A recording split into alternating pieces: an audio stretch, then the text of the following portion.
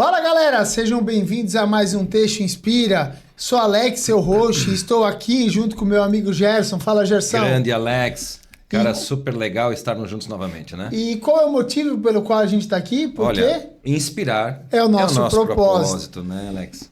Gerson, eu quero aproveitar e agradecer aos nossos patrocinadores. A gente tem o Estúdio Dr. Amadeu, a Gerson Otto, TR Têxtil e o mais novo, que é o brasiltextil.com.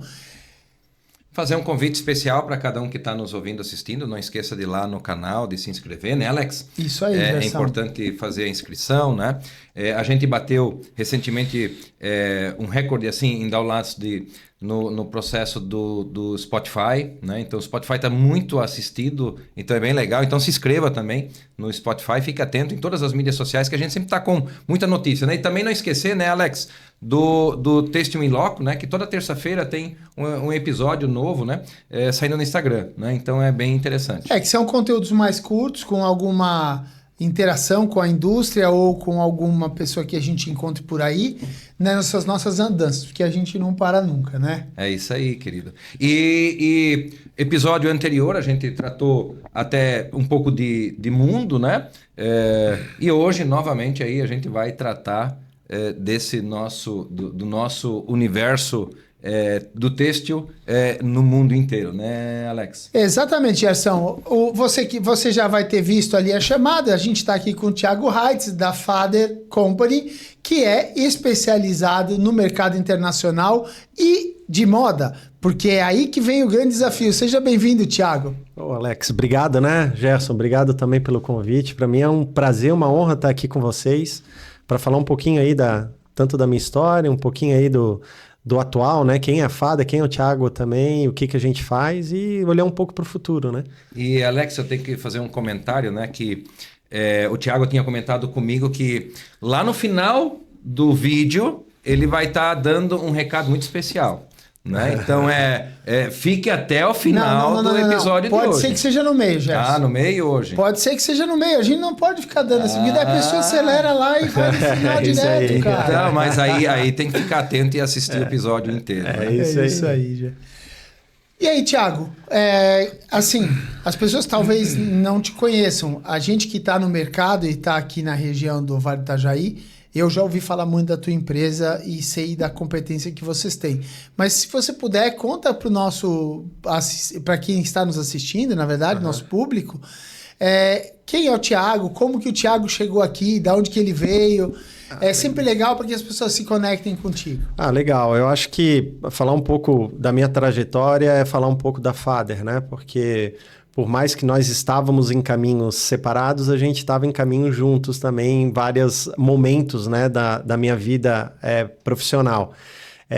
Mas eu realmente, desde quando eu era mais jovem, né, agora, com 18 eu não sabia muito bem o que eu ia fazer, né, de faculdade, então não sabia se realmente ia para o comércio exterior, se eu ia para administração, se eu ia para engenharia. Sabia que o meu pai, como executivo de empresa americana, como engenheiro, né, meio que eu tinha um direcionamento com relação a ir para essa área, né, para esse segmento, engenharia. E a minha mãe como empresária, né? Então eu balançava dos dois lados. Só que bateu um pinguinho de vontade de poder, quem sabe, virar militar. Então acabei fazendo prova para a escola naval, da qual passei da primeira, né? Não consegui ir adiante. E aí eu fiz para o NPUR. Na época eu tinha feito a faculdade para administração e aí quis, né, e fiz questão de ir para o NPUR no Exército, porque eu sempre gostei dessa questão de hierarquia, né, de disciplina. Então eu acho que o Exército ele poderia trazer ainda mais e aprender um pouco mais para o meu futuro. Então, e realmente foi isso, né? Acabei ficando um ano no Exército como aspirante, né? E aí depois eu, obviamente, né, pensando um pouco no futuro que eu ia fazer, né, poderia ter a oportunidade de ficar mais 7 anos como oficial temporário, mas eu poderia abrir mão, né, de algumas coisas por a minha construção profissional. E aí foi onde que eu decidi fazer o intercâmbio, né, apoiado pelos meus pais, né, fiz o intercâmbio e acabei optando para ir para a Austrália, onde que eu pude aprender. Já, né, sempre a gente tinha o inglês, né, viajava e tal, mas nada aquilo muito fluente, né? E aí essa oportunidade de eu ter ido para fora foi de eu vivenciar sozinho, né? O inglês, vivenciar sozinho uma vida onde que eu não tinha o suporte, né, necessário aqui da família, né? Que o intercâmbio acaba fazendo isso, né? E aí foi onde que eu fiquei um bom tempo lá, aprendi o inglês bem, estudei sobre marketing internacional, e aí quando eu voltei eu falei, cara, a visão que eu tenho de mundo agora, e acabei viajando, fazendo mochilão para vários países ali da Ásia naquela época, né? Então eu voltei, opa, internacional é algo que eu me identifiquei. E aí quando eu voltei, aí eu tinha administração de empresa aqui, fazendo faculdade, e acabei transferindo o pouco que faltava para comércio exterior na Univale. Perdi algumas cadeiras ali que eu já tinha estudado, mas com foco de me formar em comércio exterior e me aprofundar mais nesse segmento. E aí, nessa época que eu voltei, estava tendo um programa de trainee de relacionamento da Câmara de Comércio Brasil e Alemanha, onde que tem o restaurante Magnani ali naquela época. Então eu entrei na primeira turma. Na verdade era um programa de estagiários, né? Onde que a gente aprendia sobre todos os serviços da Câmara de Comércio, né? E apresentava para várias empresas aqui da região.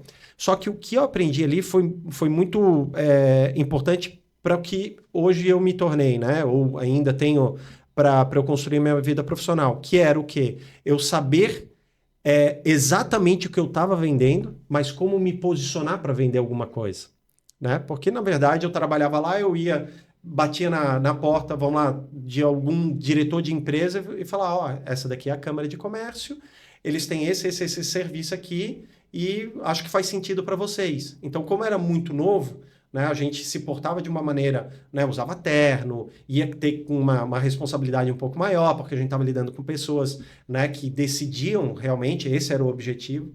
E aí, um pontinho ali de objetivo era porque o trainee do Mercosul, porque tem uma rede, a Câmara de Comércio é semi-governamental, do Mercosul, o que mais se destacava iria para a Alemanha, fazer um estágio na Câmara de Comércio em Frankfurt, que ficava na Bolsa de Valores. Aí eu falei, vou ter que ganhar isso daqui, tudo pago. Quero além do inglês, quero falar alemão. Alemão. E assim, conhecer toda a Europa, né? Porque estando ali, dá para viajar e tudo, né? Fazer mochilão, como eu fiz na Ásia, eu podia fazer na Europa. E realmente, aí eu me dediquei e acabei ganhando, né? Ficando em primeiro no Mercosul pelo volume que a gente fez. E aí, logo em seguida, eu fui para a Alemanha, onde que eu fiquei um período lá trabalhando na Câmara de Comércio, onde que eu me aprofundei mais sobre essas relações internacionais. Como que as empresas brasileiras estavam fazendo negócio lá na Alemanha e como as empresas alemãs estavam fazendo negócio aqui no Brasil. E suas particularidades. A gente entendia que as empresas alemãs, né, eram muito mais bem preparadas, né, para vir ou olhar para o mercado internacional, e as brasileiras era muito amador. Né? Tinha vários incentivos de governo e tal para levarem esses empresários para lá, mas eles não davam a atenção necessária. Né? Então, acabei até participando em algumas feiras internacionais, Biofac, entre outras, né, que eram referências de alimentos e tal, até mesmo acompanhando esses empresários, eu via a dificuldade, primeiro, linguística, porque nem inglês eles falavam, e segundo, o brasileiro fazia o seguinte, ele negociava, batia o martelo, e não cumpria futuramente. Aí os alemães depois vinham para nós, lá na Câmara, e falavam, pô, mas o cara nem me respondeu. E agora? Nem me responde. Aí a gente começou a entender um pouco a dinâmica, né? Então, assim, tinha possibilidade, né? A gente podia ter construído uma área internacional, assim, hoje uma relação internacional no Brasil muito mais ampla, mas por falta de preparo e também muito pelo mercado brasileiro ser altamente consumidor, eles acabavam focando aqui e não indo para fora. Não, a gente tem que colocar uns outros temperinhos nessa história. A gente sofria aqui com questões também de câmbio. Então, exportar às vezes era propício porque o câmbio permitia, ajudava. Daqui a pouco o câmbio revertia e o empresário não tinha aquela constância de manter... Porque ele perdia muito dinheiro. Exatamente. E só que quando a gente está jogando um jogo global, a gente não pode pegar esse pequeno ponto e com isso declinar o processo. Não.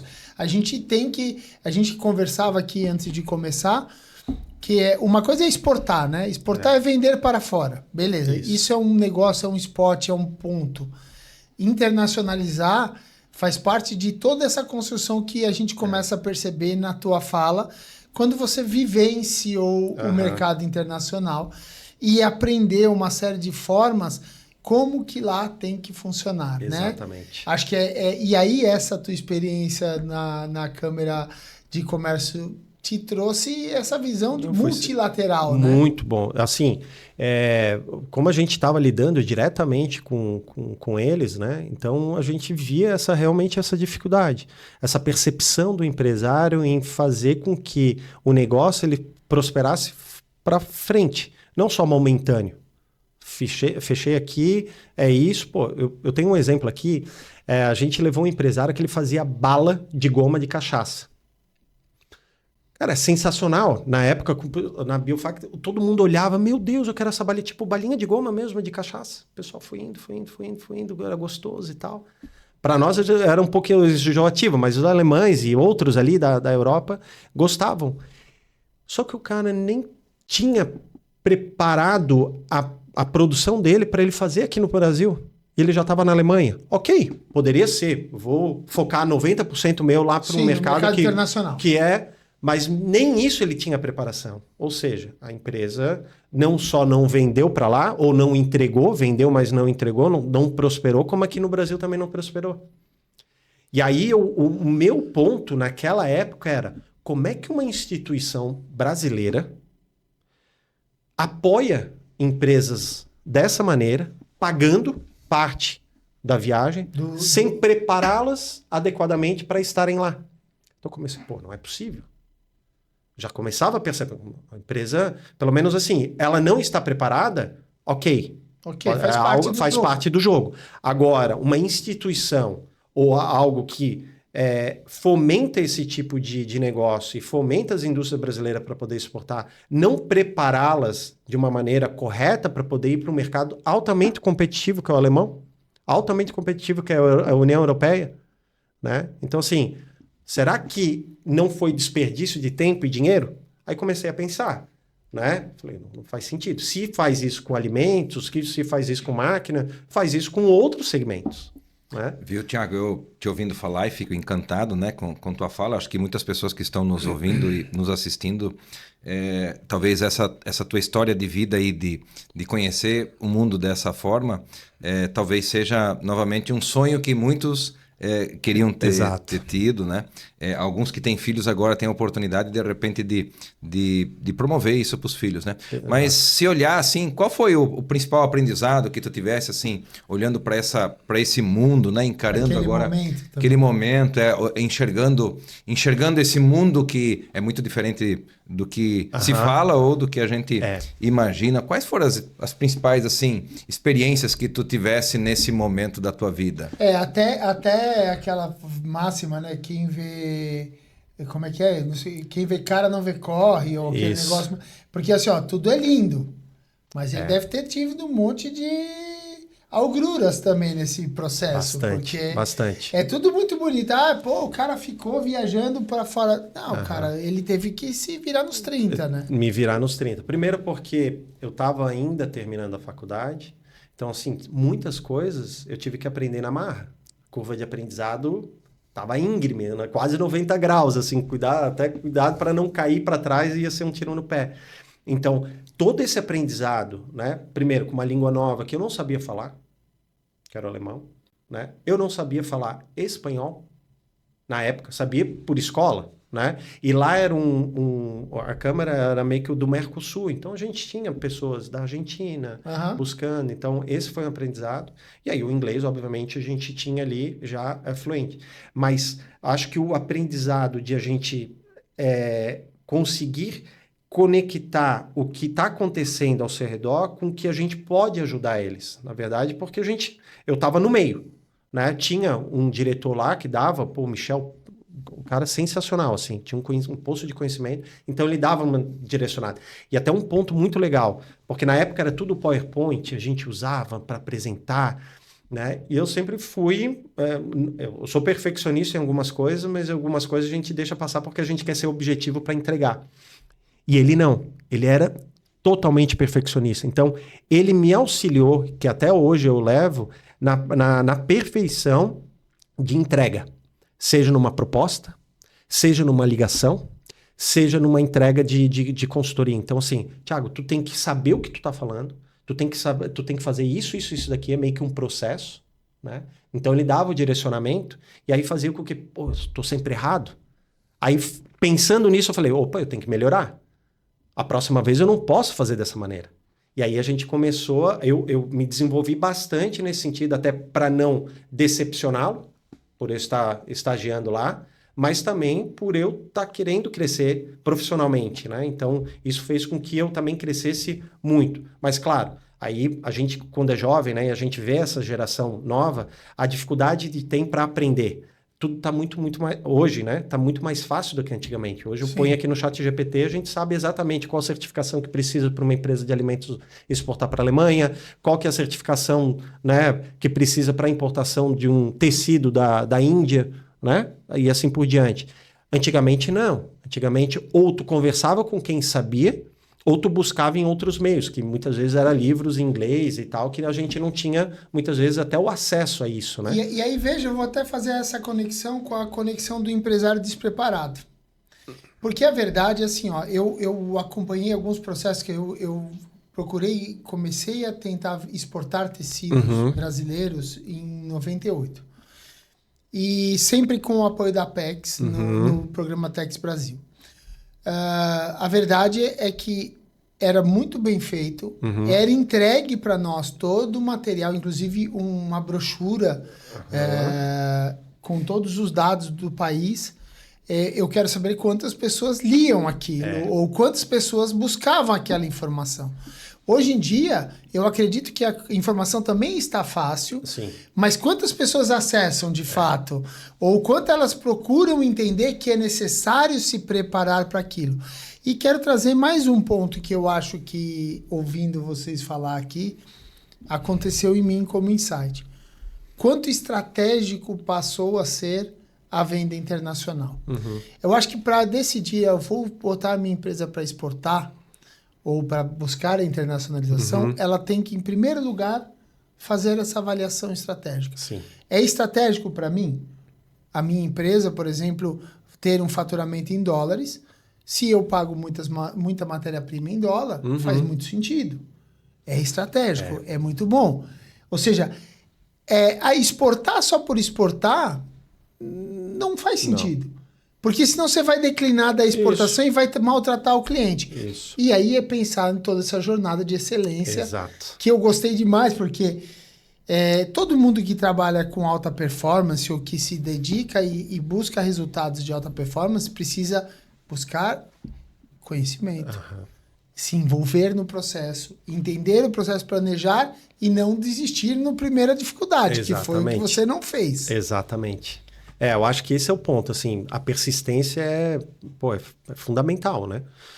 E aí eu fiz com que... E aí eu usei a favor essa persistência, né? De muitas vezes não ter aquele apoio de conhecimento, mas sim buscar o conhecimento, né? Do que tu ter sempre um mentor ali te dando direcionamento, né? Então a importância... O mentor é importante. É importante, mas também depende da pessoa que está ali, né? Para buscar também, né? Sim. E assim, muitas vezes, né? Eu até falo lá para a equipe, talvez eu não seja o melhor, mas alguma coisa de bom eu tenho, né? Então saiba buscar algo de bom meu para ti, para tu se desenvolver. É isso aí. Entendeu? Talvez para uma pessoa o que eu faço é muito bom, mas para outra não. Mas por que essa que não acha, não pode buscar alguma coisa de boa que eu tenho que talvez o outro não precisa? São complementos, né? Exatamente. Então, isso eu aprendi bastante. Saber, né, diferenciar bem as pessoas, o que realmente eles fazem muito bem e o que eu não gosto. Seja como pessoa, caráter e assim por diante. Então, o cara pode ser muito bom profissionalmente. Pô, ele entrega performance, mas tem um caráter que, cara, que não condiz com os meus valores. Então, não necessariamente eu vou ter que excluir a pessoa. Não, eu acho que a aproximação não é algo que a gente precisa ter com todas as pessoas, mas o que eu posso buscar dela para eu melhorar o meu profissional, Sim. né? Então eu comecei a muito nesse sentido. E o meu pai sempre falava um negócio. Uma vez ele falou assim, ó, Thiago, leva um palito de dente para tu poder empurrar as perninhas do sapo, porque às vezes tu vai ter que engolir sapo. Né? Mentira. Então, assim, eu tenho que saber, né, essa diplomacia corporativa, né? E ali eu comecei a aprender. Por mais que era empresa pequena e tal, né, uma câmara, né? Tu tinha a diplomacia, saber com quem que poderia contar, com quem tu não poderia contar, como é que o teu chefe fazia, como é que ele não fazia, como que ele comportava nesse sentido e assim por diante. E os clientes. E você sabe que você usou uma palavra aqui que na hora, diplomacia. Não existe relação internacional sem diplomacia, porque dentro da diplomacia está a obrigação de entender como funciona o outro lado. Exato. Porque senão você não consegue gerar valor ou buscar um resultado se você não entender.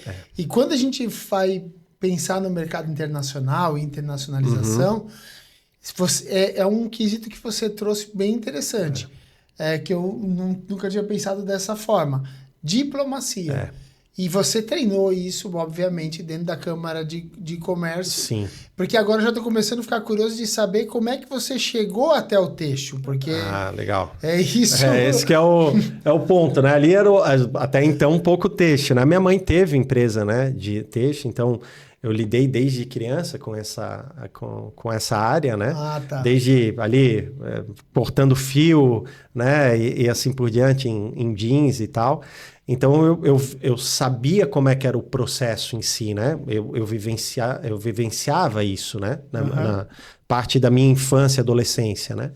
Então, e aí quando eu voltei da Alemanha, eu acabei trabalhando um tempo, mais 6 meses na Câmara, e foi onde que surgiu, né, o programa de trainee executivo da Dudalina, na época. Né? E aí, onde que foi como eu digo, né, às vezes nada acontece por acaso, né? Uma funcionária da minha mãe na época, tem a filha, era a Fran, né, a filha dela era a Fran, que era do RH da Dudalina. Ela cuidava das contratações. Seleção de pessoas. E ela me conhecia já desde pequeno, moleque, assim por diante. E ela me acompanhava e foi onde que eu, Thiago, tem um programa interessante, se inscreva. E foi onde que eu vi que tinha esse programa na Dudalina. E aí foi onde que eu me inscrevi, fizemos as seleções e entrei no primeiro programa de treino executivo da Dudalina, com a ideia de a gente poder ser treinado para um futuro, a gente ter um cargo de liderança lá dentro, né? E inicialmente eu entrei e o Gerson fez a minha entrevista com o Wilton, mas o Gerson estava lá, eu me lembro super bem, por isso que eu tenho um carinho pelo Gerson, porque não pelo profissional que é também, né? Por isso, mas porque quando eu vejo a oportunidade, porque hoje eu estou na FADA pela oportunidade que eu tive na Dudalina, né? Hoje eu sou a FADA pela oportunidade que eu tive na Dudalina. Eu sou o Thiago pela oportunidade que eu tive na Dudalina. E aí essa visão que na entrevista final, né, o Gerson estava lá junto e era para uma vaga em compras, né, na ideia. Eu falei, cara, tudo bem, compras, penso no sourcing, talvez é algo para eu entrar nesse mundo corporativo, né, de fato, e poder crescer. E foi ali onde que nós ficamos 1 ano, fizemos aí vários projetos, aqueles projetos de indicadores nas fábricas, então eu ia para Benedito Novo, enfim, eu cuidava né, teoricamente, do projeto ali em Benedito Novo. Então a gente começou aí eu comecei a percorrer a Dudalina de algumas maneiras nesse período de 1 ano. Né? Foi muito aprendizado tanto para a Dudalina no trainee, né, que era um programa novo, né, mas também para nós, né, porque a gente teve também que ter resiliência. Por o projeto não ter tido um acompanhamento, não que correto, mas 100%, teve alguns percalços, estava em construção, a gente se uniu e a gente começou também a construir juntos. Sim. Né? Então, eu acho que vale a pena isso. E aí eu via que tinha né? Eu via que estava o movimento, né, do feminino, tal, começando. E era a ideia da exportação também começar a prosperar. Porque tinha 1, 2 clientes na exportação, o resto era PL, deixou de fazer. Mas eu quero aproveitar esse tema só que o Thiago levantou, porque eu acho que, como muitos empresários nos ouvem, né? Montem programas trainees dentro de suas empresas, né? Sem dúvida. Capacitam, deem oportunidade, né? Eu me lembro dessa turma, né? Thiago, foram 5 profissionais, né? A segunda também foram 5 profissionais, né? Mas era incrível porque vocês tinham a possibilidade de olhar para dentro da empresa, olhar para as pessoas, olhar para os processos e dar ideias, né? Poxa, tem essa, sem estar comprometido naquele momento com qualquer tipo de compromisso com resultado, a área, assim, com enfim, resultado. né? Então, os projetos que vieram desse grupo de trainees executivos, né? Eram incríveis, Alex. Né, Thiago? Eram incríveis. Né? Era algo que realmente transformou em inúmeros momentos da empresa. A gente sempre comenta aqui que faltam hoje lideranças com capacidade de gestão para poder viabilizar a sucessão. Então, isso daí que vocês estão trazendo é fantástico, porque seja a sucessão ou seja a consequência a chegar no negócio que ele criou depois, mas é muito importante que haja esse tipo de visão de colocação de pessoas dentro do mercado. Exatamente. Eu acho que foi fundamental o movimento de crescimento na época da Dudalina, né? Essa percepção de que precisavam realmente formar para poder crescer. Né? As aberturas que nós tínhamos com os diretores na época, né? de poder compartilhar nossas ideias, discutir nossas ideias e ao mesmo tempo também vocês, né? Passando para nós responsabilidades que muitas vezes, né? A gente nunca tinha pensado em ter naquele momento. Mas eu sempre via a exportação como um ponto, foi onde que eu batia 2 vezes no Wilton, né? Queria ir para exportação, queria fazer um estágio na exportação, porque já tinha isso como DNA e eu estava como objetivo de entrar na exportação. E aí calhou de que o gerente na época, o trader na época, saiu, e aí eu me lembro bem que eu recebi uma ligação, estava no médico, nunca saía, porque era sempre, né, 6h30, estava lá na empresa, podia sair o último, assim, né? Thiago, o Wilton quer falar contigo. Pô, eu tô num médico. Quando eu cheguei, ele estava lá com o Fábio, na época, o diretor de RH, gerente de RH na época, era diretor já. E aí ele falou, Thiago, temos uma vaga e tu vai ser o trainee trader. A gente vai te preparar para tu ser um trader e quem sabe... E aí eu falei, cara, eu topo. Não sabia nem como fazer uma invoice, nem o que era um packing list, né? Como negociar, enfim, já entrei e falei, cara, aqui eu vou aprender, aqui eu vou construir a minha carreira. E aí teve momentos assim de que a gente estava abrindo o showroom em Milão, né? A operação em Milão, e aí foi onde que por um tempo ficou o filho do Rui, mas o objetivo dele não era esse. Então foi onde que por um tempo, eu já estava tocando a exportação, a gente já estava ampliando e tal. Aí foi onde querem ir para Milão? Quero. Então, e ali a gente construiu, né, algo que por 3 anos seguidos a Dudalina foi a empresa de moda mais internacionalizada do Brasil. Né? A gente abriu mais de 40 pontos de venda. Né? De 3 pontos, a gente, que era o Shopping China, né, a gente abriu loja em Estocolmo, Cazaquistão, 2 lojas na Malásia, 3 lojas no Equador, 3 lojas no Panamá, 4 lojas no Paraguai, 2 lojas no Uruguai, 3 lojas na Bolívia, entre outras, né? Até vou pegar esse ponto que eu quero... Eu sou chatinho com esse negócio. Define, por favor, ajuda a gente a definir a diferença entre exportar e internacionalizar. Exatamente.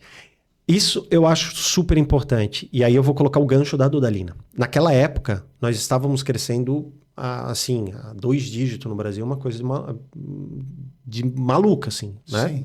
Sim. Dobrávamos de tamanho, né? Dobrava de tamanho todo ano, né? Só que a Sônia sempre tinha esse pensamento de posicionar a marca. Então, o processo que nós fizemos de exportação, imagina, o dólar estava 2,8. A nossa camisa a gente vendia $45. Era muito caro. Sendo que uma Polo Ralph Lauren, FOB, Sim. mas a gente chegava lá na ponta $120. Sendo que uma Polo Ralph Lauren era 80. Então, não fazia sentido. Só que ter colocado isso, né, na cabeça principalmente das pessoas que decidem de que o internacional sim é importante, sim tem um custo, mas a gente está olhando a longo prazo, isso daí foi essencial para que a gente pudesse chegar onde que a gente chegou. Ou seja, aumentou o valuation da empresa. Total. Até por isso, né, quando teve a venda e tal, a gente fez 2 reuniões lá, sabendo da importância do internacional e o que a gente poderia fazer. Né? Onde que nós estávamos posicionados. Então, elevou a marca da Dudalina aqui no Brasil. Então, o movimento que nós fazíamos em Milão, de lançamento de coleção, coquetel, fazia festa de 1 ano, isso, querendo ou não, a gente trazia para dentro da empresa, para primeiro, os funcionários entenderem que a Dudalina também estava fazendo um movimento, não só aqui no Brasil, mas fora. Né? Os nossos clientes B2B também, né? Então, nas convenções, a gente chegava, a Dudalina abriu aqui, a Dudalina está em Milão. Então, eles começaram a se interessar, pô, que legal, nós estamos lá naquele local e tal. E o cliente final, que é o B2C, entender dentro das nossas redes sociais e tal, que a gente estava fazendo um movimento para fora e que realmente a gente estava tendo sucesso lá fora. E esse movimento, ele passava não pela roupa chegar lá fora, era buscar o conceito local, entender a diplomacia da região, se adaptar aos locais, estudar os melhores locais, as melhores formas, o teu público, porque são públicos muito diferentes. Total. Isso, quando a gente fala de internacionalizar, não é impor o nosso produto lá fora da mesma maneira como... Não, porque você vai ter que vender de novo essa história. Você é um desconhecido. Exato. Aqui, por exemplo, na época, Dudalina bombava, mas lá fora... Não. Ninguém sabia. Flor de lis, o que é? Às vezes parecia souvenir, né? Então, tinha todo esse movimento, né? Exatamente. Então, eu acho que, assim, ó, o ponto principal dessa equação que deu certo foi de a gente ter a mente aberta para poder nos adaptarmos, para poder atender um mercado Legal, específico. é isso aí. Esse é um ponto. E eu acho que um dos pontos mais importantes é contato. Contato hoje no internacional ele representa mais de 60%. Porque se eu tenho contato e eu tenho não a obrigatoriedade, mas eu tenho no meu DNA de que eu posso realmente entregar o que eles estão pedindo, que é esse contato, que é o mais difícil, eu adaptar a minha empresa para eu poder entregar, é negócio fechado. E aí o contato como que surgiu? Nós tínhamos um fornecedor de gravatas lá na Dudalina, que a Sônia já comprava e gostava, que é um Gianni. E ele tinha o local onde que nós abrimos a loja, o showroom. E ele vendia gravata para mais de 80 países. Ele é um dos caras que eu hoje é como se fosse família, a gente é sócio em vários, né, em algumas coisas. E a gente e ele falava, Thiago, primeiro, cliente eu vou trazer, mas eu quero que tu, da porta daqui para dentro, tu tenta organizar para a gente poder entregar. Então ele é um dos caras que um dos caras que até hoje eu conheço que são mais conectados. Então nós recebíamos lá no showroom vários clientes que compravam gravata dele, acabavam olhando a Dudalina. Aí muitas vezes a mulher gostou, eu tenho um negócio, eu tenho um amigo, eu tenho isso. Sai para jantar, sai para tomar um café, sai para beber alguma coisa. Começa a criar um relacionamento. E aí o Gianni sempre falava, Thiago, sempre constrói pontes. Sempre. Se tu tem vontade de, às vezes, esganar um cliente ou alguém, pensa, respira, sai, bebe alguma coisa, volta e dá um abraço nele. Porque uma hora ele vai precisar de ti e uma hora tu vai estar disponível para ele. Mas eu quero puxar esse momento para uma construção que você falou da época da Câmara do Comércio. Veja que ter o contato é excelente. Sim. É fundamental, sou super de acordo, não resta a menor dúvida. Mas o contato, ele precisa saber que ele pode confiar em você. Exato. Ele precisa, para que ele, mesmo ele sendo teu pai, O teu pai não vai te indicar se ele souber que você não vai entregar aquilo que ele está dizendo. Primeiro, para te proteger. Exato. Às vezes não é nem para te punir, é para te proteger mesmo. Então, assim, ó, o que foi, eu acredito, a importância desse conjunto Gianni, Thiago, nesse momento? Foi que até aquela tua experiência pregressa, ela tinha te trazido a saber o que ia entregar. Soma, claro, todo o DNA do Dalina nessa história e realmente viabilizava, era a empresa certa. Então, às vezes, eu tenho uma empresa, Thiago, vende para mim. Não vou vender para você. Você não está preparado para isso ainda, né? Então, desde legislação, que a gente acabou não esmiuçando mais, mas tem uma série de preocupações hoje com a questão de etiqueta. Exato. Cara, tem um monte de adaptações que vão ter que ocorrer e que, às vezes, se você simplesmente pensar para botar a etiqueta no padrão internacional, o que vai custar a etiqueta é tão mais caro do que a etiqueta que você usa. Aí, se você deixa para negociar isso no final, você já não botou no custo e inviabiliza o projeto. Mas, voltando aqui no que eu ia dizer, só ele pôde abrir aquelas portas porque vocês estavam conectados para estar preparados para aquele momento. Exato. Eu acho que a conexão, eu sempre digo, né, que a confiança ela é construída. Né? E a gente tem que dar indícios para que ele possa realmente começar a se abrir para poder se aproximar e a gente criar essa confiança. Né? Eu acho que a equação são 3 partes. Eu, Gianni e Dudalina. Né? Sim. Eu e Gianni, a gente se complementou de uma maneira onde que o que ele sabia, o que ele faz, a essência dele, não era algo que eu tinha tanto bem construído. Mas eu tinha algo que ele não tinha, que é esse desenvolvimento interno, que é eu consigo trazer para cá e viabilizar o negócio. Eu não deixo no ar. Então, o que ele trazia, eu trazia, aí eu na verdade, agarrava e conseguia entregar o que nós estávamos falando para o cliente naquele momento. Vocês se comprometiam em conjunto. Em conjunto. Era uma dupla ali que, se ele falha, eu falho. Se eu falhar, ele falha. Né? Então, a gente estava muito em comunhão nesse sentido. E a terceira equação é a Dudalina. A gente mostrar a história da Dudalina. A gente mostrar o momento da Dudalina. A gente mostrar o produto de qualidade feito com mãos brasileiras, fazer com que o cliente olhasse e falasse, pô, é uma empresa séria. Sim. É uma empresa com história. E é uma empresa que está investindo, né, em pessoas para poder crescer. Então, por que eu não vou investir neles também? Então, a equação era perfeita na época. Para que a gente pudesse chegar com um produto que era caro, que era um produto que não era conhecido, mas ao mesmo tempo a gente chegava e falava, pô, tu não quer investir numa loja, abrir uma loja ali? Opa, eu quero. Claro que não era assim, né? Ia na negociação, mas no sentido chegava, opa, por que não? Isso daqui é um grande negócio. Isso daqui faz sentido. O que a gente pode fazer? É claro que a gente abriu mão de várias coisas para poder começar a abrir, assim, né? Não tinha taxa de franquia. A primeira loja não tinha quase nem contrato, né? Foi uma construção, uma curva de aprendizado. Como você falou, teve que ter adaptações. Teve que ter adaptações, como tu falou, né? De etiquetas. Então, por exemplo, cara, tinha que ter etiqueta com importador, tinha que ter etiqueta em espanhol, inglês, né?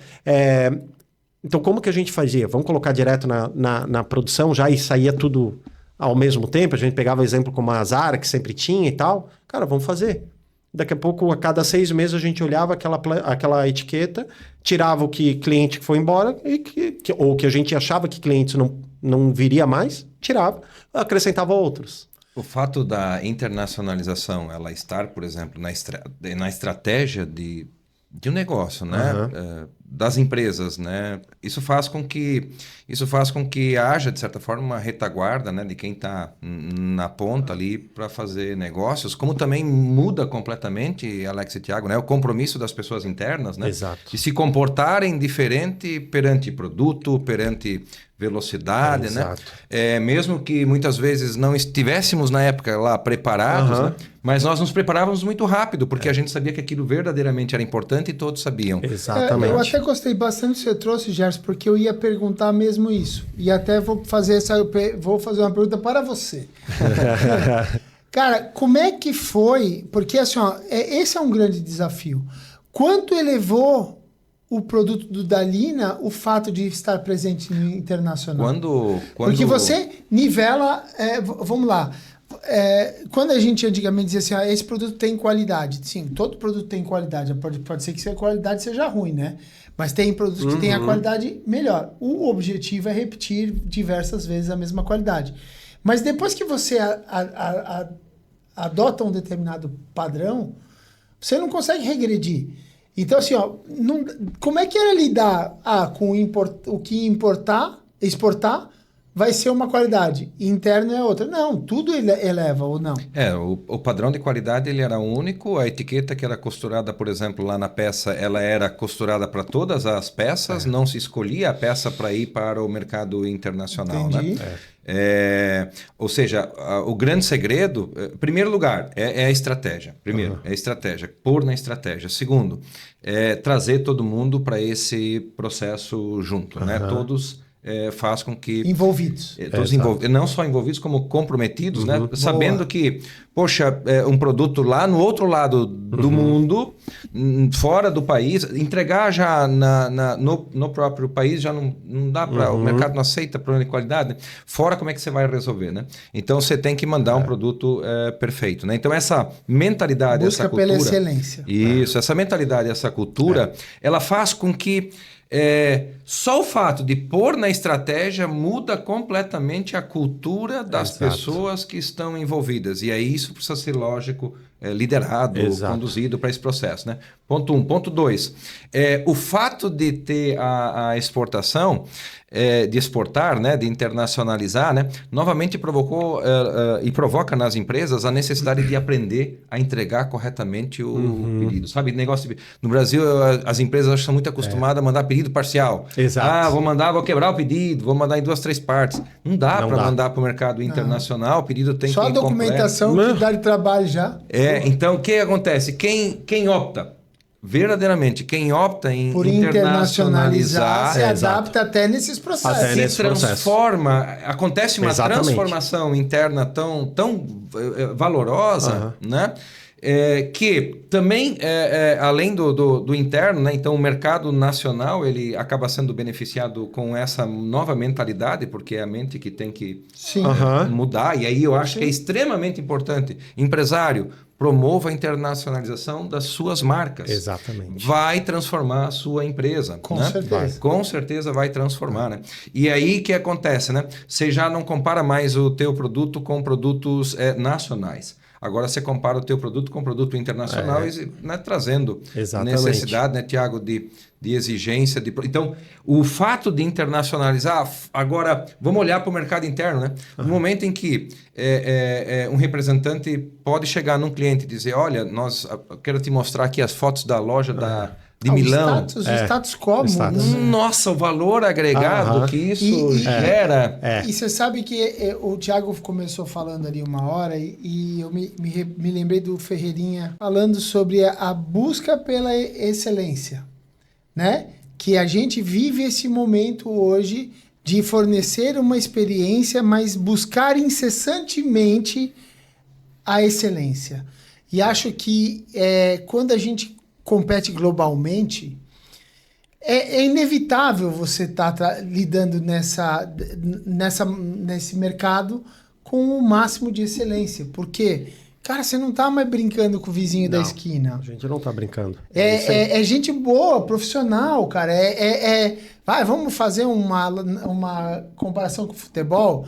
Cara, você não tá jogando Brasileirão, você tá jogando a Champions League. A Libertadores, ou, né, que seja, a Champions League, é isso aí. Cara, Mundial de Clubes. Cara, ali os caras, os melhores players do mundo se reúnem, ou seja, o camarada lá daquela fábrica, ele traz gente de todo lugar do mundo para trabalhar para ele, para tirar o melhor resultado. Ou seja, é um pouquinho daquela conversa que você estava falando, que é da alta performance. O cara trabalhar entregando sempre o melhor dele o tempo todo. Nós naquela época, né? Olha, falando nós aqui como Dudalina, nós já exportávamos para o mercado private label, né? Quando começou a exportar para o mercado private label, já havia ali e houve uma adaptação, um choque fortíssima Sim. dentro do negócio, né? Quando o Thiago comenta de agora levar as marcas da empresa para inúmeras lojas, né? No mundo, né? Isso fez com que novamente houvesse um choque tão grande, Alex, tão grande de gestão interna, né? E todo mundo, né, Thiago, comprou a ideia, né?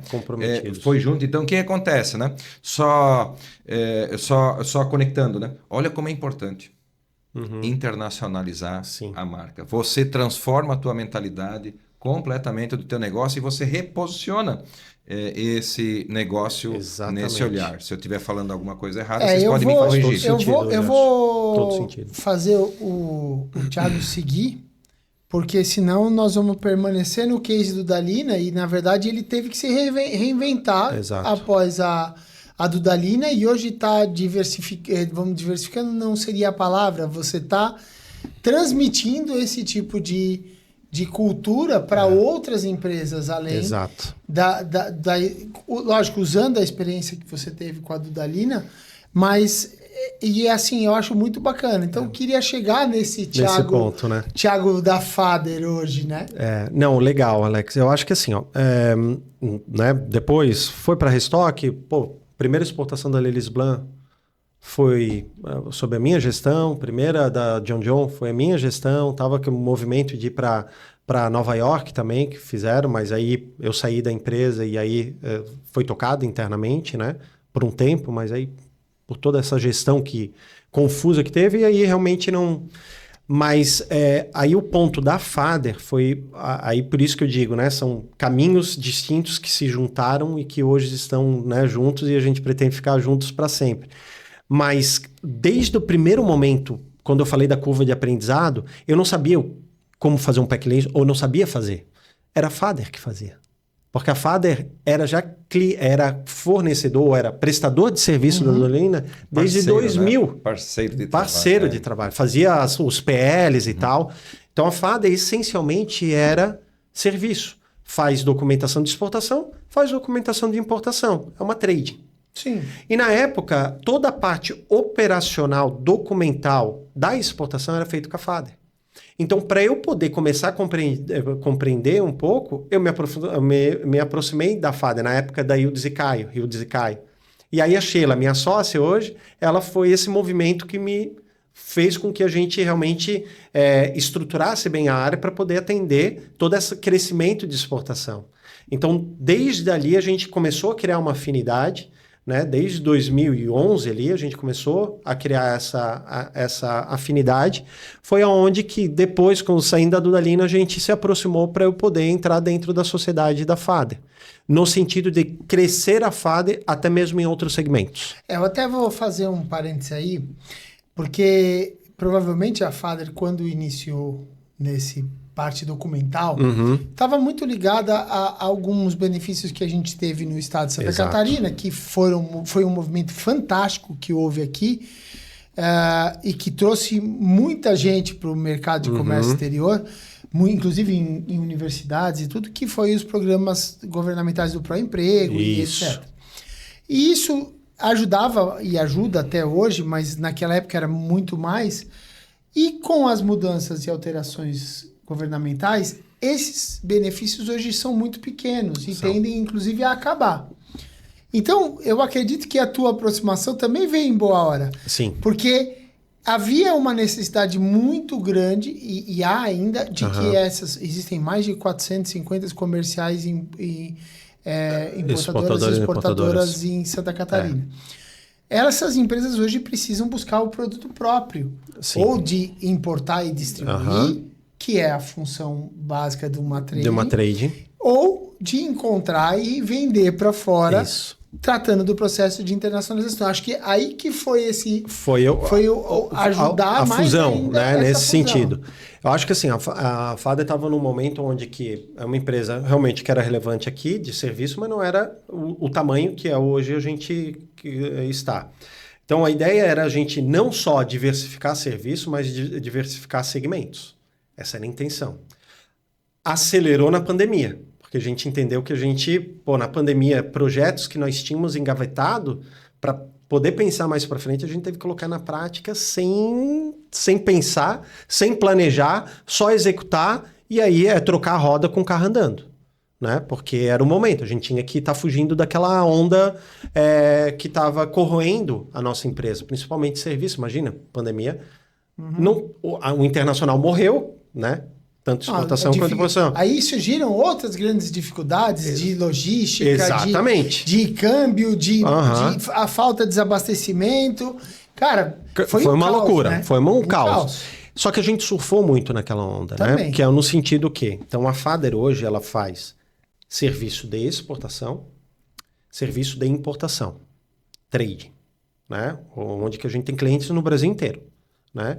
E a gente vem crescendo bastante porque as empresas estão buscando, de fato, terceirização. Às vezes não quer interno, ou é difícil, não quer ter a rotatividade de funcionário, então acaba, né, optando pela uma empresa especializada. A gente começou a ampliar a área de representação comercial. Hoje a gente representa e estamos em mais de 30 países. Hoje eu posso dizer, aqui, bater na mesa, de que hoje nós somos a maior comercial exportadora de exportação de moda e calçado do Brasil. Que legal. Em volume de exportação, em volume de clientes. Então, assim, a equipe é sensacional. Tem percalços? Tem. Mas a gente tem muito cliente hoje que é fiel à Fader. Então, eu posso vir com a Dudalina como eu posso vir com o Zé da Esquina. Né? Ele vai... Se eu tô com o Zé da Esquina é porque tem um potencial. Então, mas ele tem a confiança nesse sentido. Veja uma coisa. Lembra daquela conversa de agora há pouco, você dizendo que a entrega. Hoje, o teu cliente lá fora, que é isso que é o clique do negócio. Quando o cara começa a vender aqui no Brasil, e se a gente parar para pensar em dimensões europeias versus dimensões do nosso país, o cara que vende daqui para Recife é a mesma coisa que vender da Itália para Inglaterra. Exato. De distância, tá certo? Isso é uma exportação. Mas quando o cara começou a vender aqui, vê se o cara lá do Nordeste comprava dele ou confiava nele. Não confiava. Porque, e aí, quando deu uma primeira oportunidade, talvez não chegou muito bom, daí rompeu aquele ciclo. Por que a Fader hoje consegue fazer isso? Porque ela criou uma mentalidade de cuidar daquele cliente. Exato. Ou seja, a importância do pensamento de internacionalizar está em você olhar para aquele cliente e lembrar que ele é meu cliente, eu tenho que cuidar desse cara, assim como eu cuidaria num cliente que está a 2 quilômetros da minha fábrica. Exato. Só que esse cara está do outro lado do mundo, então é muito mais difícil dele confiar.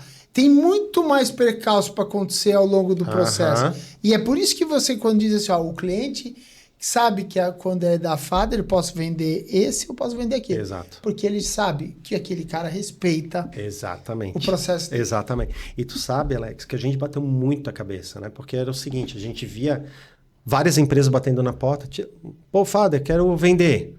Cara, a gente pegava, vender, vamos ganhar comissão, vamos vender. Às vezes a gente entendia que a empresa era interessante. Só que nem catálogo tinha. Então a gente cria-se expectativa da empresa em a gente vender. Só que o mínimo que eles poderiam fazer para poder ter essa venda não faziam. Então o que acontecia? Eu não fazia venda, muitas vezes me queimava com o fornecedor. Aqui, a Fader não vende. A Fader não tem o quê? E a gente começou, né, escutar. Falei, não, calma aí. Cessa, não vamos focar no que a gente tem, né? E as empresas que a gente achar interessante, que a gente vê um potencial e que passar pelo processo de consultoria nossa, de preparação da empresa, a gente põe para dentro do comercial. Ou seja, você começou a fazer um negócio chamado curadoria. Exatamente.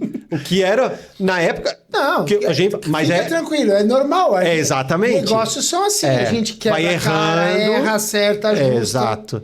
Então foi assim, a gente começou a fazer curadoria.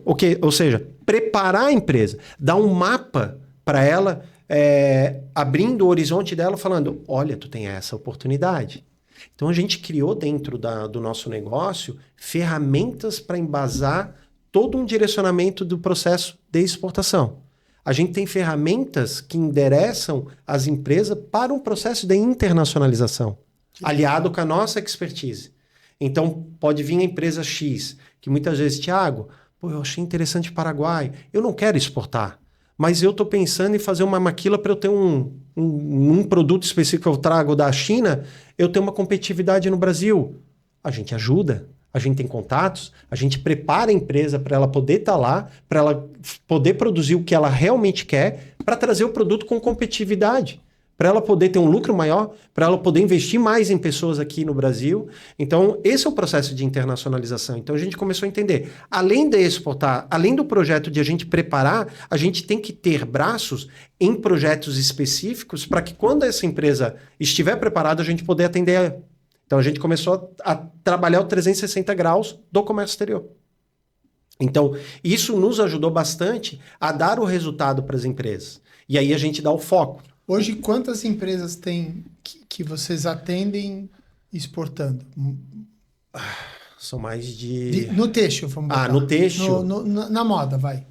Em torno de 50, 60. Meu Deus. Entre todos, PL e tal, né? Acho que é um pouquinho menos, desculpa, de têxtil, né? Vamos lá, 30, 40. Não, aí é um pouco mais. A gente vem fazendo um trabalho muito interessante com uma empresa que é líder, hoje quase líder de mercado no calçado. Todo o processo de internacionalização, que veio de cima para baixo. Uma empresa grande, a gente está abrindo 2 lojas em Angola agora, nesse ano. Que legal. A gente está fazendo um projeto para o Oriente Médio, que são 17 lojas ao longo dos próximos 5 anos. Então, é toda uma preparação da empresa, né, para que a gente pudesse chegar num resultado aí de abertura de franchise fora e tal, e ter uma recorrência, né? Então, são projetos específicos que a gente precisou adaptar, né? E o mais importante, a empresa quer essa adaptação. Ela quer esse mercado, ela sabe a importância de poder fazer um movimento de internacionalização. Que volta no que o Gerson falou. Porque está na estratégia. Tem que estar na estratégia, está lá na estratégia. Nós queremos estar fora. Nós queremos ter o nosso negócio X% no nosso faturamento lá fora, porque os outros concorrentes estão fazendo. Se a gente não fizer, a gente perde mercado. E a gente não sabe como o Brasil, acho que a internacionalização, a indústria, e quando eu falo indústria, né? Se ela não pensar na internacionalização, ela está fadada a acabar. Eu penso até, eu vou te dizer, eu penso que se a gente, enquanto industriais ou enquanto empresários ou empreendedores, se a gente não começar a entender que como parte do desenvolvimento da nação, a gente começar a parar de exportar commodity, e começar a agregar valor no produto aqui dentro, vai desenvolver uma sociedade melhor, a gente não está fazendo um bom serviço. Não. Isso é uma crença que eu tenho, lógico. É difícil, sem dúvida nenhuma. Pode ser que não vai acontecer. Eu gostei demais do que você falou, sabe? Tem que ser uma via de 2 mãos. Os dois têm que entender o que precisa ser feito, sabe? E é uma construção que tem que ser trabalhada passo a passo para que chegue lá. Mas realmente é uma obrigação que praticamente o empresariado deveria abraçar. Exato. Porque senão a indústria fica muito limitada aqui, limitada. Basta a gente olhar, vamos lá, pega aqui, no estado de Santa Catarina, se a gente perguntar aqui, facinho assim, ó, me dá 2 empresas que a gente sabe que são internacionais. O Meaveg tem fábrica em outros lugares do mundo e está presente em outros lugares do mundo. Vou pegar uma outra do nosso segmento, Audaces. Tem fábricas em outros lugares do mundo, acabou de anunciar no México, tem na Itália. Ou seja, Farm. Hoje, a venda da Farm fora do Brasil, com toda a brasilidade dela, ou seja, explorou algo que é atrativo internacionalmente, porque isso não existe mal nenhum de ser feito. Não. Tem que ser feito, por exemplo, a gente teve grandes movimentos no passado do biquíni, por exemplo. Exato. Cara, o biquíni... No Rio de Janeiro. Era uma loucura. Loucura. Rosa Chá na época, né? Que era uma marca, então, né? Que vendia demais. Cara... Então, a gente tem que aproveitar isso. Por exemplo, a exportação verde. Nós somos produtos green aqui. Então, e obviamente, precisa de muito conhecimento para conseguir fazer esse processo, trabalho. né? Ô Tiago, assim, o que tu vê assim que para que mercado assim que tu enxerga que é melhor hoje, por exemplo, para quem está de repente produzindo, Pensando em exportar, por onde que ele começa, né? Ele começa pela América do Sul, América Central, América do Norte, pela Europa, pela Ásia, aonde que é o começo normalmente assim que você enxerga que as empresas têm essa possibilidade, né? Ponto 1. Ponto 2. Eu vi recentemente uma pesquisa que mostrou que os Estados Unidos, só de brasileiro, tem 1.900.000 pessoas, né? Então, se só brasileiro querer comprar uma roupa, né, que está nos Estados Unidos, que é do Brasil, já tem 1.900.000 oportunidades de consumo, né? Mas qual é essa tua sensibilidade assim a nível de mercado e qual a experiência assim que tu percebes hoje? A gente está trabalhando muito e eu defendo muito que é comer pelas beiradas. Primeiro, porque as empresas precisam amadurecer nesse processo de exportação, entender um pouco do processo, saber passar por isso, né? Então, essa questão da logística, como que eu faço para ter uma excelência na entrega, porque o meu produto ele é mais caro do que se eu for pegar de outros mercados emergentes de escalas, né? Que é os asiáticos. Joga, cara, é muito mais caro, né? E assim, quando eu falo muito mais caro, realmente é. Então a gente tem que entregar um valor. Às vezes o valor é uma entrega, né, mais rápido do que ele teria lá da China, uma qualidade melhor, né, uma percepção de comunicação melhor. Né? Então, quando o cliente aqui storytelling, fala... storytelling, exatamente. Que agrade outros públicos. Exatamente. Então, assim, eu acho que é tudo um conjunto de amadurecimento. De amadurecimento. Que vai ter que ser construído. Exato. Também. E aí o empresário aqui, o brasileiro é muito imediatista, ele quer resultado muito rápido. Então, assim, comer pelas beiradas é muito isso, até amadurecer esse pensamento do empresário. Opa, eu estou investindo, eu estou vendo o resultado. Então, talvez esse resultado que eu estou tendo aqui, eu vou reinvestir para outros mercados. E aí ele começa a criar, né, o mecanismo dele de expansão, né? Tanto mental da empresa para esse processo, como também dele mesmo, né? Não, realmente a percepção que eu tenho era outra, então a gente vai adaptar. E aí, quando vem de cima para baixo, põe no planejamento, aí todo mundo tem que executar. Então a gente vê um movimento, e aí até algumas indústrias que a gente está, e aí eu pego, por exemplo, essa de calçadista, realmente foi isso. A gente começou a comer pelas beiradas, distribuição no Paraguai, estamos ali na Bolívia, Costa Rica indo super bem, Panamá, o grupo grande começou, opa, Oriente Médio, vale a pena? Opa, vamos se adaptar. É um outro game, é um outro jogo. Sim. É onde que eu tenho um investimento mais alto, o meu risco é mais alto, né? E quando eu digo risco mais alto é porque eu invisto também, grande parte eu invisto, né, nessa operação. E se caso não der certo, para eu voltar lá num mercado tão desenvolvido, é muito mais difícil. Agora, se eu quebro uma operação mal sucedida, que eu tenho uma operação mal sucedida, por exemplo, em Angola, nada impede de eu ter uma operação daqui a 2 anos de novo lá, ou eu ir para uma Portugal, ou ir para os Estados Unidos e performar super bem, né? Então é de fato uma curva de aprendizado. Então comer pelas beiradas eu acho que é essencial. O Brasil acho que tem um grande diferencial, que tem uma série de marcas, uma série de empresas, né? Que tem inúmeros produtos, né? Com inúmeras modelagens, né? E se a gente olhar outros países, por exemplo, vou chutar aqui Uruguai, Argentina, Chile, não possuem uma indústria com tanta oportunidade, né? Então, de certa forma, chegar nesse mercado e apresentar o produto, né? Porque se esse mercado querer comprar, por exemplo, da China, vai ter que comprar volumes grandes. E aí a gente tem essa flexibilidade de entregar coleções para isso. Mas a construção da marca também é algo importante nesse caso. Total, né? Total. Porque até, Alex, isso é importante, um ponto importante. Porque assim, não necessariamente que se eu estiver vendendo para o Paraguai, o consumidor que eu vendo aqui para o Brasil é o mesmo lá do Paraguai. Não. Ele tem suas particularidades. Sim. Né? Ele é muito similar ao que a gente faz aqui no Brasil, mas não necessariamente ele é igual ao que a gente faz aqui no Brasil.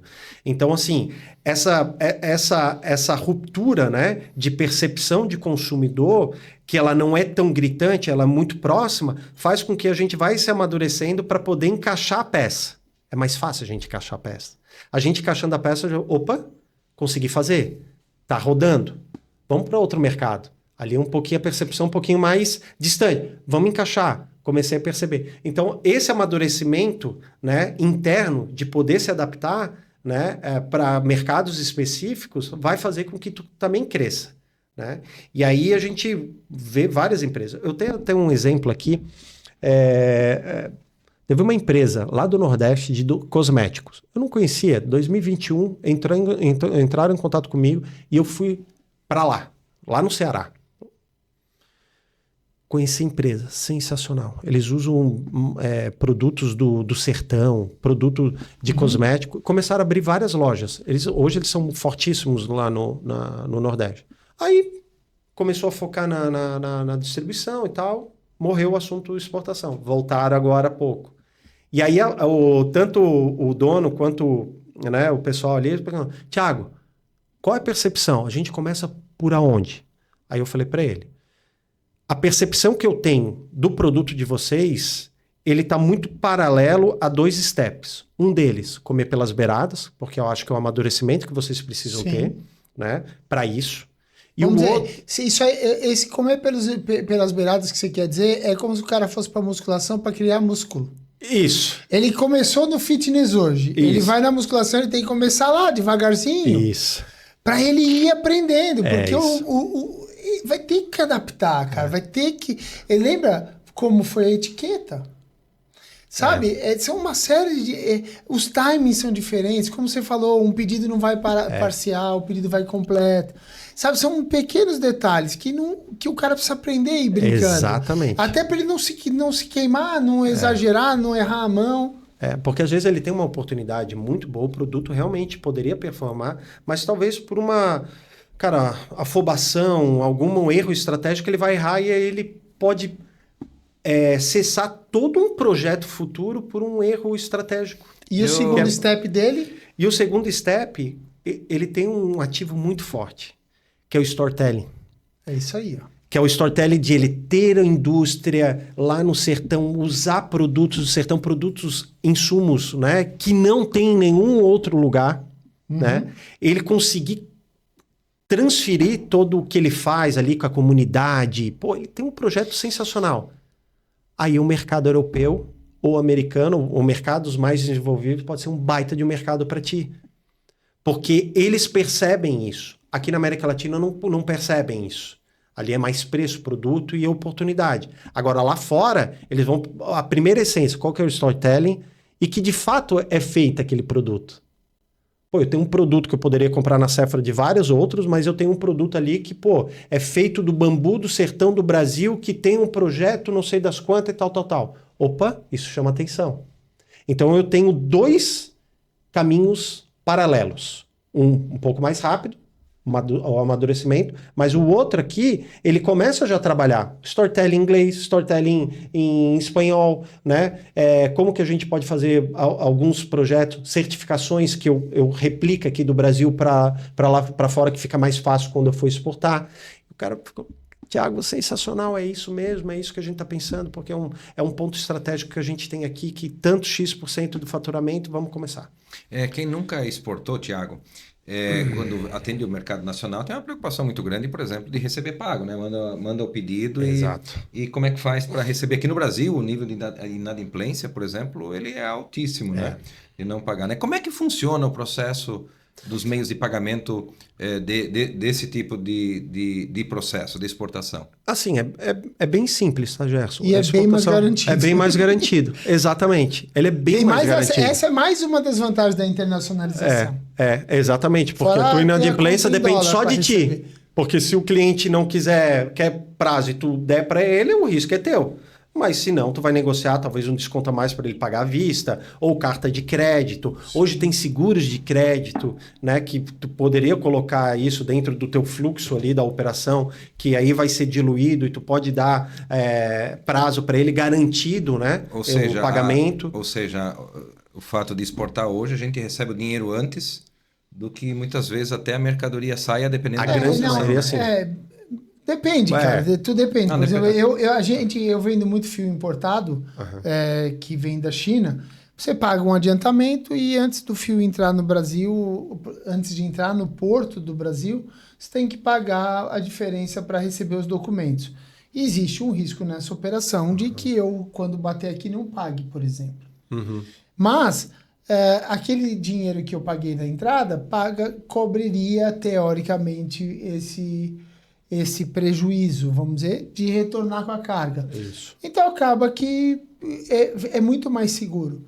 Só que realmente no caso do confeccionado, às vezes tem dificuldades maiores. Mas como ele falou, tem um monte de travas de proteção. Então é muito melhor. É muito melhor. É muito melhor. Eu só Menos faço essa risco. pergunta porque Fez, hein? eu tive um cliente que a gente indicou, o Thiago, Aham. a Fader, né? Aí o diretor da empresa disse: Gerson do céu, eu vou até receber o dinheiro antes, né? Então, leva 120 dias para receber no mercado nacional no processo de exportação. Aham.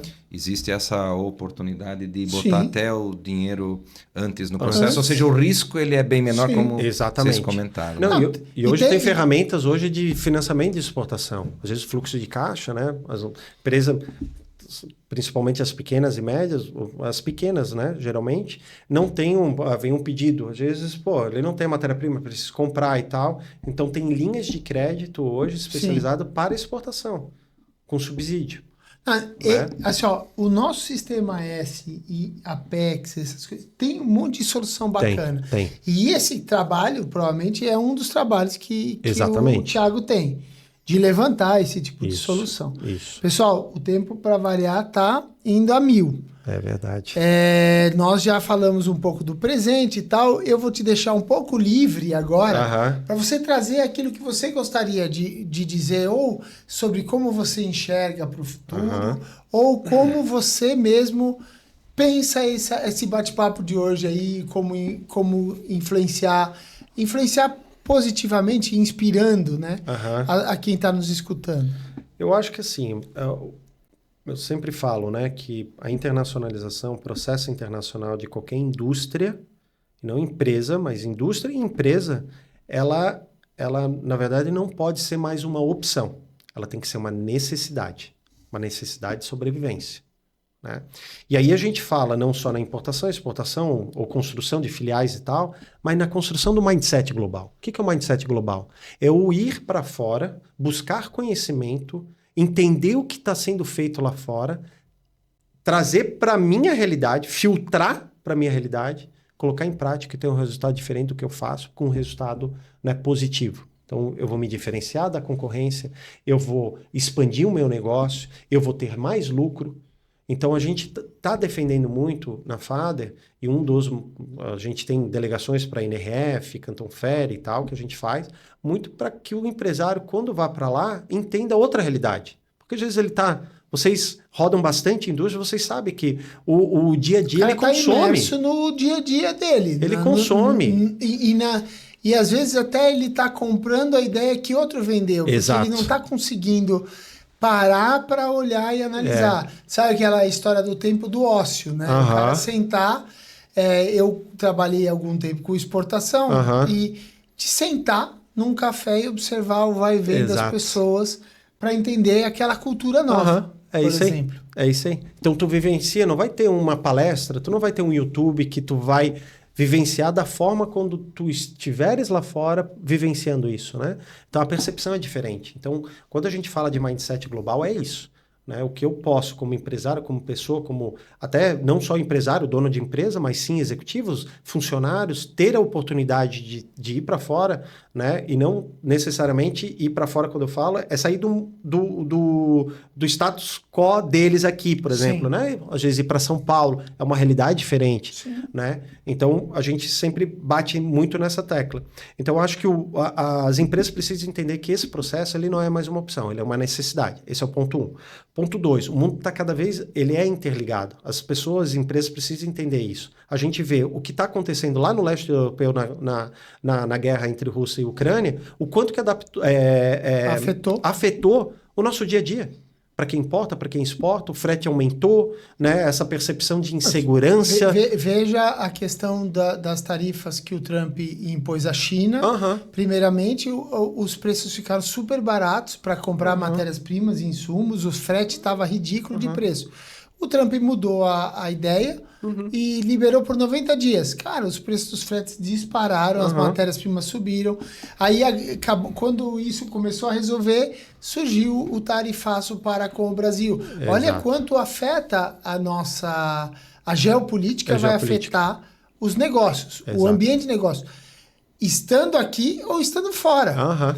Então, é importante que a gente comece a estar fora, porque a gente começa a jogar vários jogos ao mesmo tempo e desta forma, estrategicamente, a gente pode estar melhor posicionado. Exato. Tu não vai colocar os ovos só num cesto, cesta, né?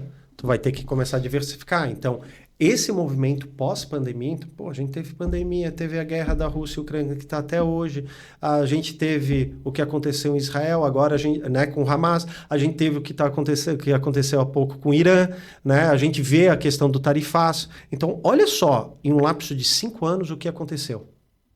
Tanta coisa. Metade dessas coisas que você falou aconteceram nos últimos 6 meses. Pois é, olha só, né? E a gente não sabe o futuro. Né? O futuro está cada vez mais incerto. Então, eu acho que assim, o empresário tem que entender que, cara, precisa olhar para várias outras frentes. Sem dúvida. Então, isso é um ponto que eu defendo e que realmente vai melhorar essa percepção de instabilidade? Eu não acredito. Tão cedo, não.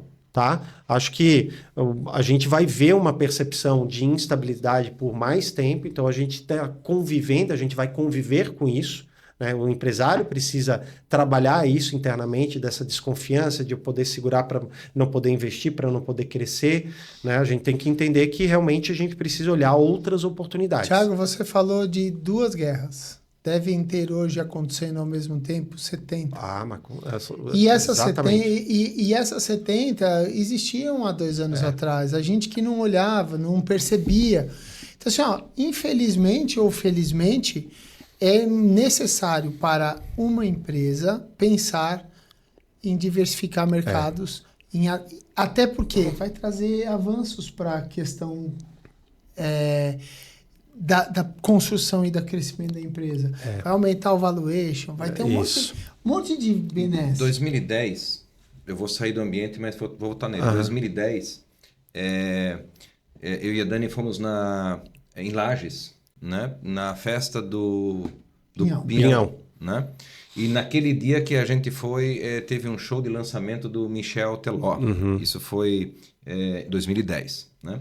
Nossa. Em 2013, essa mesmo. Em 2013, Alex, essa música, nós ouvimos ela em Frankfurt, eu e Dani, em Frankfurt, Michel Teló tocando num barco ali no Rio, ali em Frankfurt. Nós estávamos voltando da messa, lá da feira, e nossa, né?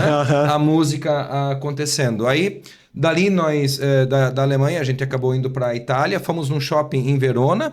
Quando nós chegamos no shopping, adivinha quem estava tocando? Nossa. Michel Teló. Nossa. Então, o que eu quero dizer? Assim como a música, a roupa também, ela consegue, né? Vestir a alma de muitas pessoas no mundo. Acho que a música, eu até botei como cola aqui, harmonia, né? Ritmo, né? Então, é isso que a gente tem que ter dentro das empresas, né? Dar ritmo a elas, né? Assim como uma boa música que precisa de todo um processo bem cuidado, uma empresa precisa cuidar. Exato. E quando ela vai para o mercado internacional, ela verdadeiramente se transforma, assim como o Michel Teló. Ele ficou entre os 10 mais ouvidos durante um ano inteiro com essa música em inglês, né? E por que não? Você empresário... Inglês não, meu amigo, em português. Não, mas ela foi em inglês, né? Ela estava em inglês. E aí é o seguinte, empresário, internacionalização. Olhe para esse produto, uma oportunidade incrível. É necessário refletir sobre isso, é necessário observar o processo, assim como boas músicas chegam em qualquer lugar do mundo hoje, boas roupas são necessárias chegar em todos os lugares do mundo, e tem uma oportunidade incrível de negócios que talvez esteja sendo ignorada por diversas empresas. Exatamente. Isso faz sentido ou não? Total. Muito. Como é que a gente faz para mudar isso, ô Thiago? Acho que só a cabeça do Pega empresário. o telefone e liga pra Fada. Já Essa fazemos... Fez, eu falei que era pra ele falar o jabá. Cola na Fader que é sucesso. Melodia, harmonia e ritmo, né? É. Quando você contrata então a Fader, você junto com a sua empresa, você encontra essa melodia, essa harmonia e esse ritmo para o mercado Eu internacional. até acho assim, existem outras possibilidades. Acho Sim. que a gente aqui não está aqui para vender uma única. Exato. Até porque não vai servir para todo mundo. Isso não serve. O produto Não. dele. Mas acho que assim, ó, talvez procurar para fazer um diagnóstico, seja com ele ou outro, mas olhar para isso, como você falou, Sim. começar a discutir. Assim, ó, eu vou trazer uma coisa que você estava falando agora há pouco, eu escutei e pensei. Necessidade, né? Quando o catarinense começou a fabricar tecidos aqui, existia os mesmos tecidos em São Paulo, ele começou a fabricar aqui e começou a vender lá para o Nordeste. Você acha que quando ele foi bater lá no Nordeste, ele vendia pelo preço final que ele gostaria que ele vende hoje ou que era do jeito que queria? Não. Ele jogava o jogo. Mas ele precisava, né? Só que hoje as empresas estão maduras. Sim. Então ela não precisa mais daquele jogo. Ela acha isso. Tá? Então assim, ó, eu acho que essa é uma opinião minha, que eu desde 98 foi a primeira vez que eu pisei fora do Brasil para tentar exportar alguma coisa. Então, não é de hoje que eu acredito nisso. Acho que quando você está com uma empresa no mundo atual, globalizado como você tem que tentar jogar jogo lá fora. Não vai ser fácil, não é só glamour, pelo contrário, é muito menos glamour do que Exato. mas você tem que ter. Por quê? Porque vai te botar no mesmo patamar lá do chinês, cara. O meu concorrente não é o vizinho da Guabiruba, gente. O meu concorrente é aquele China, velho. E o China vai pro mundo todo. A China tá invadindo a África. Tá. A China já tá batendo aqui no Paraguai, amigão. Vai lá. Então, assim, ó, Exato. gente, a gente tem que jogar o jogo. Senão, como ele falou, daqui a pouco é mais fácil vender as fábricas pro chinês, o chinês invade aqui. Exatamente. Que já tem esse movimento. Então, o empresário brasileiro que tem uma empresa com um pouquinho de caixa, por que eu estou dizendo isso? Ele tem que ter segurança financeira, tem que estar preparado. A vida é feita de passos. Vai lá, gasta um pouquinho, investe, arrisca um pouquinho, vai tocar lá fora. A tua estratégia de comer pelas beiradas eu acho fantástica. Você não vai querer chegar jogando a liga principal. Joga a liga secundária. O cara que joga bem futebol aqui, alguns vão lá e vão pro Real Madrid ou pro... Exato. O outro vai jogar lá no... Sei lá, no nome, eu não sei nada de futebol.